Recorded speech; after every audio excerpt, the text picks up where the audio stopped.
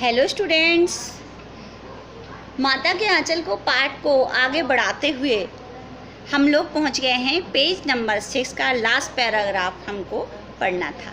चूँकि लेखक बताता है कि उसने चढ़ा दिया था मूसन तिवारी को, तो उसके लिए पाठशाला में उस पर डांट पड़ने वाली थी।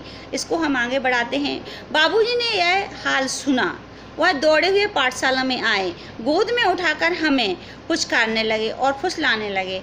हम दुलारने से चुप होने वाले लड़के नहीं थे। रोते रोते उनका कंधा आंसुओं से तर कर दिया। वह गुरुजी की चिरौरी करके हमें घर ले चले। रास्ते में फिर हमारे साथी लड़कों का झुंड मिला। वे जोर से नाचते और गाते थे। देखिए, पिताजी की वजह से लेखक बताता है कि पिताजी ने गुरुजी से या मास्टर साहब से बड़ी हम्बल रिक्वेस्ट करके अपने बच्चे को यानी कि लेखक को वहाँ से आज़ाद करवाया। और जैसे ही वहाँ से निकले, आगे बढ़े, क्योंकि लेखक ने बहुत रोया, पूरा अच्छा खासा बहाना बनाया, पूरा सीन क्रिएट किया, तो वहाँ से निकल गए। पिताजी को भी लगा कि हाँ, और गुरुजी ने भी छोड़ दिया। आगे क्या है, फिर वो आगे जैसे ही बढ़ते हैं तो बच्चे मिल जाते हैं, तो लेखक वो मंडली ज्वाइन कर लेता है। अब वो क्या करते हैं कि बच्चे जो उन्हें मिलते हैं तो उनके साथ झुंड मिला और वे जोर जोर से नाचते गाते थे। क्या गा रहे थे?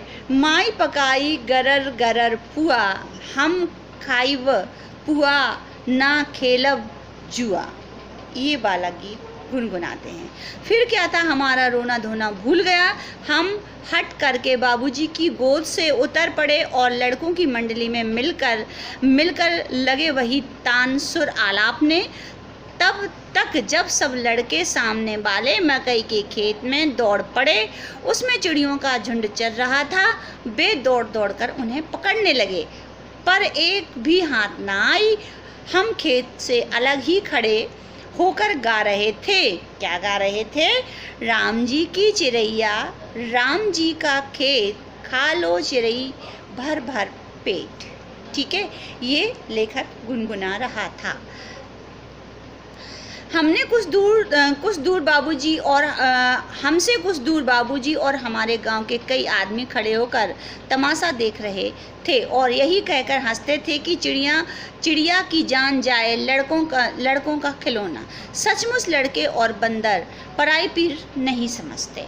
यहाँ पे थोड़ा सा समझना चाहिए कि बालपन जो बचपन होता है, ये और यहाँ पे बताता है कि बचपन में जो बच्चा होता है और बंदर, ये किसी के दुख को एहसास नहीं कर पाता, ये लेखक कहना चाहता है।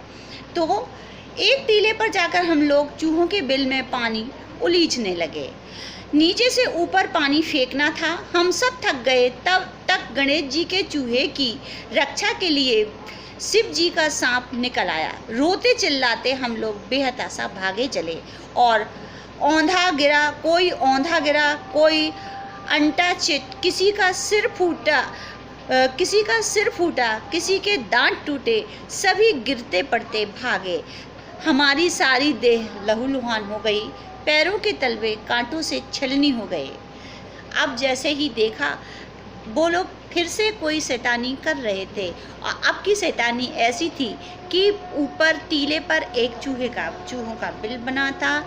उस पर चूहों के बिलों में ये पानी यूं इस तरीके से उलीच रहे थे, यानी कि फिर एक कोई नया बखेड़ा खड़ा हो रहा था और पानी उलीच रहे थे। इंसिडेंट ऐसा बड़ा टर्न हुआ कि वहाँ बैठा था एक काला नाग, और उस नाग ने क्या किया, वहाँ से निकलकर झपटा इन लोगों के लिए। और सभी बच्चे वहाँ से जान बचा के ऐसे भागे